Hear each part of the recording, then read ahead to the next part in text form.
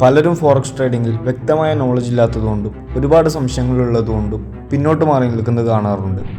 ഇന്നത്തെ ഈ വീഡിയോയിൽ നമ്മൾ എന്താണ് ഫോറക്സ് ട്രേഡിംഗ്, ഇന്ത്യയിൽ ഫോറക്സ് ട്രേഡിംഗ് ലീഗലാണോ, എന്തൊക്കെ ബെനിഫിറ്റ്സ് നമുക്ക് ഫോറക്സ് ട്രേഡിങ്ങിൽ ലഭിക്കും, മറ്റുള്ള മാർക്കറ്റുമായിട്ടുള്ള ഒരു കമ്പാരിസൺ, അതുപോലെ തന്നെ ആസ് എ ബിഗിനർ നമുക്ക് വളരെ ഈസി ആയിട്ട് എങ്ങനെ ഫോറക്സ് ട്രേഡിംഗ് തുടങ്ങാം, ഇത്രയും കാര്യങ്ങൾ വ്യക്തമായി പറയുന്നതായിരിക്കും. എനിക്കുറപ്പുണ്ട് വീഡിയോ മുഴുവനായും കാണുന്നതിലൂടെ ഫോറക്സിലോട്ട് കടന്നു വരാനുള്ള ആത്മവിശ്വാസവും വ്യക്തമായ അറിവും നിങ്ങൾക്ക് ലഭിക്കും എന്നുള്ളത്. സോ വീഡിയോ സ്കിപ്പ് ചെയ്യാതെ മുഴുവനായും കാണുക. Hello traders, welcome back with a new learning video. ഇന്നത്തെ വീഡിയോയിൽ നമ്മൾ എന്താണ് ഫോറക്സ് ട്രേഡിംഗ് എന്നാണ് നോക്കാൻ പോകുന്നത്. So basically what is forex trading എന്ന് ചോദിച്ചു കഴിഞ്ഞാൽ നമുക്ക് സിമ്പിൾ ആയിട്ട് പറയാൻ പറ്റും ഫോറിൻ കറൻസി ട്രേഡിംഗ് എന്നുള്ളത്. അല്ലാന്നുണ്ടെങ്കിൽ നമ്മൾ ഒന്നുകൂടെ ക്ലാരിറ്റിയിൽ പറയുകയാണെന്നുണ്ടെങ്കിൽ ഒരു കറൻസിയിൽ നിന്നും മറ്റൊരു കറൻസിയിലോട്ടുള്ള വേരിയേഷൻ, അതല്ലാന്നുണ്ടെങ്കിൽ കൺവേർഷൻ ആണ് ആക്ച്വലി ഫോറക്സ് ട്രേഡിംഗ്. അതുപോലെ തന്നെ രണ്ട് കറൻസിയുടെ ഒരു കോമ്പിനേഷൻസ് ആയിരിക്കും നമ്മൾ എപ്പോഴും ഈ പറഞ്ഞ വേരിയേഷന് വേണ്ടിയിട്ട് ഫോറക്സ് ട്രേഡിന്റെ അകത്ത് എടുക്കുന്നത്. ഒരു എക്സാമ്പിൾ പറയുകയാണെന്നുണ്ടെങ്കിൽ ഇവിടെ നിങ്ങൾക്ക് കാണാൻ പറ്റും യൂറോ വേഴ്സസ് US$ എന്നുള്ളത്. അതായത് ഇവിടെ യൂറോ എന്ന് പറയുന്ന ഒരു കറൻസി ഉണ്ട്, US$ എന്ന് പറയുന്ന കറൻസി ഉണ്ട്. ഇതിൽ ആദ്യം കാണുന്ന കറൻസി ഈ പറഞ്ഞ യൂറോയെ നമ്മൾ ബേസ് കറൻസി എന്നും ഈ പറഞ്ഞ US$ നമ്മൾ കോഡ് കറൻസി എന്നും പറയും. അതല്ലാന്നുണ്ടെങ്കിൽ ഈ പറഞ്ഞ primary currency, secondary currency. So basically ഈ ഒരു കോമ്പിനേഷന്റെ വേരിയേഷൻ ആണ് സത്യം പറഞ്ഞു കഴിഞ്ഞാൽ ഫോറക്സ് ട്രേഡിംഗ് എന്ന് പറയുന്നത്. സോ ഇതിൽ നമ്മളൊരു സിമ്പിൾ ലോജിക്കലി ഈ പറഞ്ഞ ഒരു എക്സാമ്പിൾ പറയുകയാണെന്നുണ്ടെങ്കിൽ നമുക്ക് ഇവിടെ പെട്ടെന്ന് എല്ലാവർക്കും മനസ്സിലാവാൻ വേണ്ടിയിട്ട് USD/INR എടുക്കാം. USD/INR.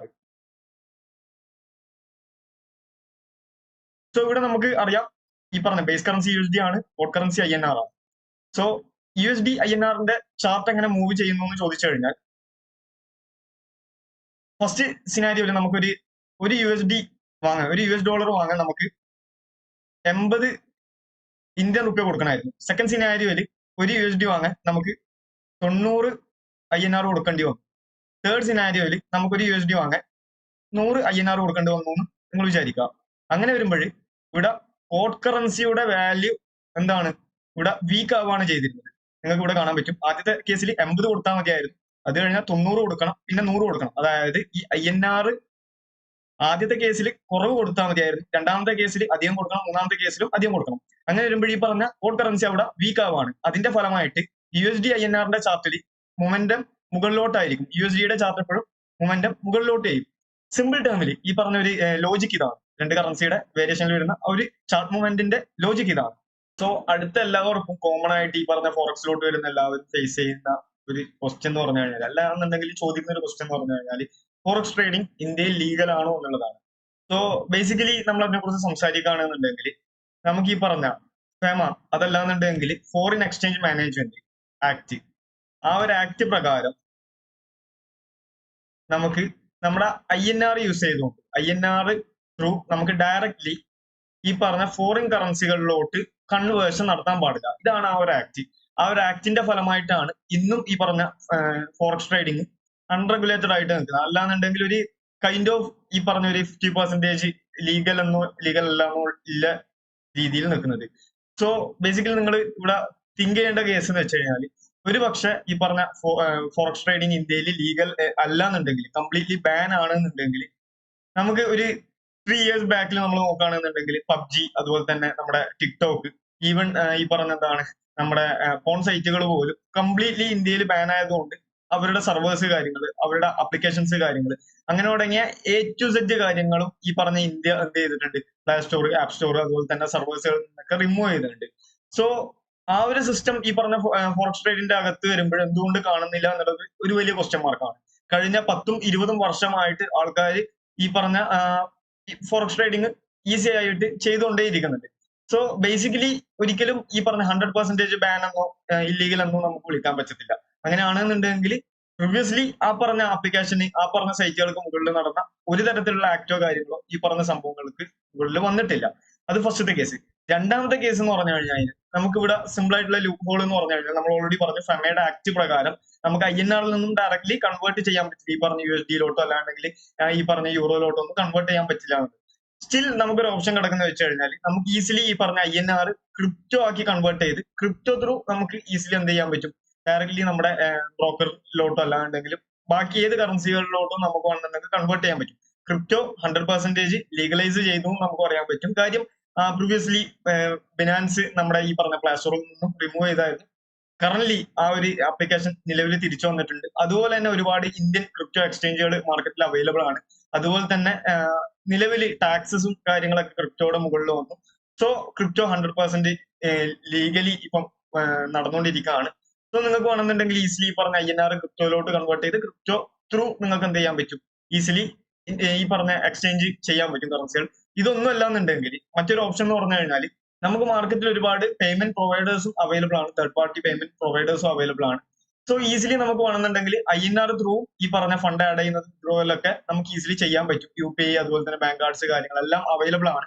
ആ ഒരു സംഭവം ടോട്ടലി ഓട്ടോമേറ്റഡ് ആണ്. അതായത് ഈ പറഞ്ഞ നമ്മൾ നമ്മുടെ ബാങ്ക് അക്കൗണ്ടിൽ നിന്നും പേയ്മെന്റ് ഗേറ്റ് വഴി ഫണ്ട് ആഡ് ചെയ്യുന്നു. ഏതെങ്കിലും ഒരു തേർഡ് പാർട്ടി പേയ്മെന്റ് പ്രൊവൈഡേഴ്സ് നമ്മുടെ ആ ഒരു എക്സ്ചേഞ്ചുമായിട്ട് അസോസിയേറ്റ് ചെയ്തിട്ടുള്ള ടീമുകൾ അത് എന്ത് ചെയ്യുന്നു, കംപ്ലീറ്റ് ആയതിനു ശേഷം നമ്മുടെ അക്കൗണ്ടിലോട്ട് ഫണ്ട് ഈ പറഞ്ഞ ട്രേഡിംഗ് അക്കൗണ്ടിലോട്ട് അവർ ക്രെഡിറ്റ് ചെയ്ത് തരുന്നു. നമ്മൾ വിത്ഡ്രോ അടിക്കുന്ന സമയത്തും ഈ പറഞ്ഞ എക്സ്ചേഞ്ച് ഈ പറഞ്ഞ പേയ്മെന്റ് പ്രൊവൈഡേഴ്സിന് നോട്ടിഫിക്കേഷൻ കൊടുക്കുന്നു. അവര് നമ്മുടെ അക്കൗണ്ടിലോട്ട് തിരിച്ച് വിത്ഡ്രോയിൽ ക്രെഡിറ്റ് ചെയ്ത് തരുന്നു. സോ ടോട്ടലി ഈസി സെറ്റപ്സും കാര്യങ്ങളുമാണ്. ഒരുപാട് കോംപ്ലിക്കേഷൻസോ കാര്യങ്ങളോ ഒന്നുമില്ല.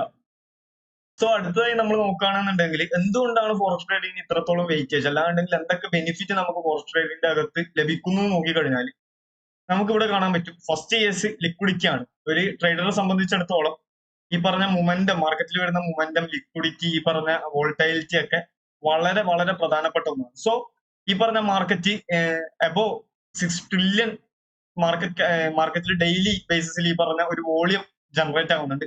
നമ്മുടെ ഇന്ത്യൻ സ്റ്റോക്കായിട്ട് ഇന്ത്യൻ മാർക്കറ്റുമായി നമ്മൾ നോക്കുകയാണെന്നുണ്ടെങ്കിൽ ഇന്ത്യൻ മാർക്കറ്റിൽ ഒരു മന്ത് നടക്കുന്ന ടോട്ടൽ വോളിയത്തിനേക്കാളും നമുക്ക് ഈ പറഞ്ഞ ഫോറക്സിന്റെ അകത്ത് ഒരു ദിവസം വോളിയം നടക്കുന്നുണ്ട്. അതേപോലെ തന്നെ ആക്സസിബിലിറ്റി നമ്മൾ പറയുകയാണെന്നുണ്ടെങ്കിൽ നമുക്ക് എവിടെ നിന്നും, ലോകത്തിന്റെ എവിടെ നിന്നും നമുക്ക് എന്ത് ചെയ്യാൻ പറ്റും, ആക്സസ് ചെയ്യാൻ പറ്റും. ഈ പറഞ്ഞ ലിവറേജിന്റെ കേസ് പറയുകയാണെന്നുണ്ടെങ്കിൽ നമുക്ക് 1:2000 വരെ നമുക്ക് ലിവറേജ് എന്താണ് മാർക്കറ്റിൽ അവൈലബിൾ ആണ്. 1:2000 വരെ. അതുകൊണ്ട് തന്നെ നമുക്ക് ചെറിയ ക്യാപിറ്റലിൽ തന്നെ വലിയ ക്വാണ്ടിറ്റി കാര്യങ്ങൾ നമുക്ക് ആഡ് ചെയ്യാൻ പറ്റും. സോ നഷ്ടസാധ്യതകൾ, നമ്മൾ ലിവറേജ് ട്രേഡ് ചെയ്യുമ്പോൾ നഷ്ടസാധ്യതകളും അതേപോലെ തന്നെയാണ്. അതുപോലെ തന്നെ നമുക്ക് ബാക്കിയുള്ള നമ്മുടെ ഇന്ത്യൻ എക്സ്ചേഞ്ചുകൾ വെച്ച് നോക്കുമ്പോൾ ഒരുപാട് ടാക്സ് കാര്യങ്ങൾ, ഒരുപാട് അൺവാണ്ടഡ് കോസ്റ്റോ കാര്യങ്ങളോ നമുക്ക് ഈ പറഞ്ഞ ബൈങ്ങിലോ സെല്ലിങ്ങിലോ വരുന്നില്ല. സ്പ്രെഡ് മാത്രമാണ് വരുന്നത്, ചെറിയ കമ്മീഷൻ മാത്രം. സോ അടുത്തത് പറഞ്ഞു കഴിഞ്ഞാൽ ഗ്ലോബൽ മാർക്കറ്റ് ആണ്. അതുകൊണ്ട് തന്നെ ഗ്ലോബലി എല്ലാവരും പാർട്ടിസിപ്പേറ്റ് ചെയ്യുന്ന മാർക്കറ്റ് ആയതുകൊണ്ട് തന്നെ മാനിപ്പുലേഷൻ സംഭവിക്കാനുള്ള സാധ്യത വളരെ വളരെ വളരെ കുറവാണ് ഇന്ത്യൻ മാർക്കറ്റിനെ അപേക്ഷിച്ച് നോക്കുമ്പോൾ. ഫ്ലെക്സിബിലിറ്റി, നമുക്ക് 24 hours മാർക്കറ്റ് ഓപ്പൺ ആയതുകൊണ്ട് തന്നെ നമുക്ക് ഏത് സമയത്ത് നമ്മുടെ ഈ പറഞ്ഞ 24x5 ആണ്. സോ നമ്മുടെ ഇഷ്ടപ്പെട്ട സമയത്ത് നമ്മൾ എപ്പോഴാണോ ഫ്രീ ആവുന്നത് ആ ഒരു സമയത്ത് നമുക്ക് ഈസിലി എന്ത് ചെയ്യാൻ പറ്റും, ട്രേഡ് ചെയ്യാൻ പറ്റും. ഒരു സ്റ്റിക് ടൈമിങ്ങോ കാര്യങ്ങളോ ഒന്നുമില്ല. പിന്നെ മിനിമൽ ഇൻവെസ്റ്റ്മെന്റ്, നമുക്ക് വേണമെന്നുണ്ടെങ്കിൽ ഒരു $50 $20 പോലും നമുക്ക് എന്ത് ചെയ്യാൻ പറ്റും, ഫോറക്സിന്റെ അകത്തോട്ട് കടന്നു വരാൻ പറ്റും. സോ ഇതൊക്കെ കൊണ്ടാണ് ഈ പറഞ്ഞ ഫോറക്സിന് ഇത്രത്തോളം പ്രാധാന്യം ഇന്ന് ആൾക്കാർ കൊടുക്കുന്നതും അതുപോലെ തന്നെ ഇത്രത്തോളം വെയിറ്റേജ് ഈ ഒരു മാർക്കറ്റിനുള്ളത്. സോ അടുത്തൊരു പോയിന്റ്, നമ്മൾ ബാക്കിയുള്ള മാർക്കറ്റുമായിട്ട് ഒരു കമ്പാരിസൺ വെക്കുമ്പോൾ നമുക്കത് എടുത്തു പറയേണ്ട ആവശ്യമില്ല. കാര്യം ഫോറക്സ് ട്രേഡിംഗിന്റെ ആ ഒരു ബെനിഫിറ്റുകൾ നമ്മൾ പ്രീവിയസ്ലി സംസാരിച്ചു. അതെല്ലാം കൊണ്ടാണ് ബാക്കിയുള്ള മാർക്കറ്റിൽ നിന്നും ഒരുപാട് വ്യത്യാസം, അല്ലാണ്ടെങ്കിൽ ഇത്രത്തോളം വെയിറ്റേജ് ഈ ഒരു മാർക്കറ്റിന് കിട്ടുന്നത്. സോ ഇന്ത്യൻ മാർക്കറ്റുമായിട്ട് നമ്മൾ കമ്പാരിസൺ വരുമ്പോൾ നമുക്ക് 24 hours മാർക്കറ്റ് അവൈലബിൾ ആണ്, ഓപ്പൺ ആണ്. നമ്മുടെ ടൈം എപ്പോഴാണോ നമുക്ക് ഫ്രീ ആവുന്നത് അതിനനുസരിച്ച് നമുക്ക് ട്രേഡ് ചെയ്യാൻ പറ്റും. അതുപോലെ തന്നെ ലിക്വിഡിറ്റി, ഈ പറഞ്ഞ മാർക്കറ്റിൽ കിട്ടുന്ന ആ ഒരു വോളിയം അത്രത്തോളം ഹൈ ആണ്. അതുപോലെ തന്നെ നമുക്ക് ചെറിയ ക്യാപിറ്റലിലും നമുക്ക് എന്ത് ചെയ്യാൻ പറ്റും, ഹൈ പ്രോബബിലിറ്റി ട്രേഡുകൾ നമ്മൾ ഓപ്പൺ ചെയ്യുകയാണെന്നുണ്ടെങ്കിൽ നമുക്ക് നല്ല രീതിയിൽ പ്രോഫിറ്റ് ഉണ്ടാക്കാൻ പറ്റും. മറ്റൊരു കേസ് നമ്മൾ സിമ്പിൾ ആയിട്ട് പറയുകയാണെന്നുണ്ടെങ്കിൽ നമുക്ക് ഇവിടെ ലിവറേജ് ഈ പറഞ്ഞ 1:2000 ഒക്കെ കിട്ടുന്നത് കൊണ്ട് തന്നെ നമുക്ക് ചെറിയ ക്യാപിറ്റലിൽ വലിയ ക്വാണ്ടിറ്റി കാര്യങ്ങളിൽ നമുക്ക് ട്രേഡ് കാര്യങ്ങൾ പ്ലേസ് ചെയ്യാൻ പറ്റും. അങ്ങനെ തുടങ്ങി നമുക്ക് ഒരുപാട് പ്രൈസ് ആക്ഷൻസ് നമ്മൾ പറയുകയാണെന്നുണ്ടെങ്കിൽ നമുക്ക് ഹൈ പൊട്ടൻഷ്യൽ ആയിട്ടുള്ള ഒരു പ്രൈസ് ആക്ഷൻ മൊമെന്റം നമുക്ക് ഇവിടെ എന്താണ് ടെക്നിക്കലി നമുക്ക് കാണാൻ പറ്റുന്നുണ്ട് ബാക്കിയുള്ള മാർക്കറ്റുകളെ സംബന്ധിച്ച് നോക്കുമ്പോൾ. അതുപോലെ തന്നെ മാനിപ്പുലേഷൻ വളരെ കുറവാണ്. ബാക്കി പറഞ്ഞ ഇന്ത്യൻ സ്റ്റോക്കുകളിലൊക്കെ ആണെന്നുണ്ടെങ്കിൽ പ്രൈസ് ആക്ഷൻസ് അത്രത്തോളം പ്രോപ്പർ ആയിട്ട് വർക്ക് ചെയ്യുന്നത് നമുക്ക് കാണാൻ പറ്റില്ല. ഗ്യാപ്പ് അപ്പ് ഗ്യാപ്പ് ഡൗൺ ഒക്കെ ഓപ്പണിംഗ് വരുന്നുണ്ട്. സോ ഫോറക്സിന്റെ കേസസിൽ വളരെ റയർ ആയിട്ടാണ് ഈ പറഞ്ഞ ഒരു ഗ്യാപ്പ് അപ്പും ഗ്യാപ്പ് ഡൗൺ ഓപ്പണിംഗ് ഒക്കെ കാണാൻ പറ്റുന്നത്. ഉണ്ടെങ്കിൽ തന്നെ ചെറിയ പോയിന്റുകളുടെ വ്യത്യാസത്തിൽ മാത്രമാണ് കണ്ടുവരുന്നത്. ക്രിപ്റ്റോയിലോട്ട് നമ്മൾ നോക്കുമ്പോൾ ക്രിപ്റ്റോ ഈ പറഞ്ഞ ബിറ്റ് കോയിൻ സൈഡ് വേസ് ആണെന്നുണ്ടെങ്കിൽ എല്ലാ ആൾട്ട് കോയിൻസും ബിറ്റ് കോയിൻസ് ഒക്കെ കംപ്ലീറ്റ്ലി ആ ഒരു വീക്ക് കംപ്ലീറ്റ് സൈഡ് വേസ് പോകുന്നത് കാണാൻ പറ്റും. ക്രിപ്റ്റോ എപ്പോഴും ഒരു സ്വിംഗ് ട്രേഡ് ലെവലിൽ, അല്ലാണെങ്കിൽ വീക്കിലി 1 or 2 times മൊമെന്റം വരുന്ന സമയത്ത് മാത്രം ട്രേഡ് ചെയ്യാൻ ബെറ്റർ ആണ്. സോ ഫോറക്സ് നമുക്ക് ഡെയിലി ഈ പറഞ്ഞ ഡേ ട്രേഡ് എന്നുള്ള ലെവലിൽ ഏറ്റവും ബെറ്റർ മാർക്കറ്റ് ഫോറക്സ് തന്നെയാണ്. സോ അടുത്തൊരു ക്വസ്റ്റ്യൻ ആണ് ഈ പറഞ്ഞ ആസ് എ ബിഗിനർ ഫോറക്സ് ട്രേഡിംഗിലോട്ട് എങ്ങനെ എൻ്റർ ആവാന്നുള്ളത്. സോ സിമ്പിൾ ആണ്. നമ്മൾ ഈ പറഞ്ഞ ഇന്ത്യൻ എക്സ്ചേഞ്ചുകളിൽ നമ്മൾ ബ്രോക്കേഴ്സിനെ യൂസ് ചെയ്യുന്നത് പോലെ ഇവിടെയും ബ്രോക്കേഴ്സ് കാര്യങ്ങൾ അവൈലബിൾ ആണ്. അപ്പോൾ ഏതെങ്കിലും ഒരു ബ്രോക്കർ നമ്മൾ ഈ ഇവിടുത്തെ കേസസിൽ ഈ പറഞ്ഞ റെഗുലേറ്റർ അല്ലാത്തത് കൊണ്ട് തന്നെ ബെറ്റർ ആയിട്ടുള്ള ബ്രോക്കേഴ്സുകളെ നമ്മൾ ചൂസ് ചെയ്യാന്നുള്ളത് മാത്രമാണ് നമ്മൾ ഇവിടെ ചെയ്യേണ്ട കേസ്. അങ്ങനെയാണെന്നുണ്ടെങ്കിൽ നമുക്ക് വേറെ കുഴപ്പങ്ങളോ കാര്യങ്ങളോ ഒന്നുമില്ല. സോ ബെറ്റർ ആയിട്ടുള്ള ഒരു ബ്രോക്കർ നമ്മൾ സെലക്ട് ചെയ്യുക, അക്കൗണ്ട് ഓപ്പൺ ചെയ്യുക, ഫണ്ട് ആഡ് ചെയ്യുക. നമുക്ക് ബാക്കി ഈ പറഞ്ഞ എല്ലാ മാർക്കറ്റിലും ചെയ്യുന്നത് പോലെ പൈസല് നമുക്ക് ചെയ്യാൻ പറ്റുന്നതാണ്. അതുപോലെ തന്നെ ഈ പറഞ്ഞ ഇത്രയും കാര്യങ്ങൾ നിങ്ങൾ പഠിച്ചു, നിങ്ങൾക്ക് വ്യക്തമായി മനസ്സിലായി എന്ന് ഞാൻ വിശ്വസിക്കുന്നു.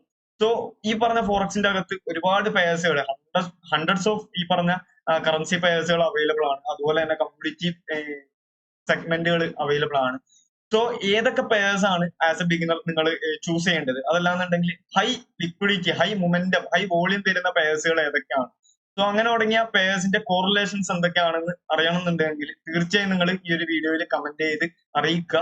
ഈ വീഡിയോക്ക് ഒരു 50 ലൈക്ക് ആവുകയാണെന്നുണ്ടെങ്കിൽ അടുത്തൊരു ഈ പറഞ്ഞ പാർട്ട് 2 എന്നുള്ള ലെവലിൽ ഒരു ചാപ്റ്റർ ബെസ്റ്റ് പേഴ്സും അതിന്റെ കോറിലേഷൻസും ഞാൻ വീഡിയോ ചെയ്യുന്നതായിരിക്കും. സോ അടുത്ത വീഡിയോയിൽ കാണുന്നത് വരെ താങ്ക്സ്.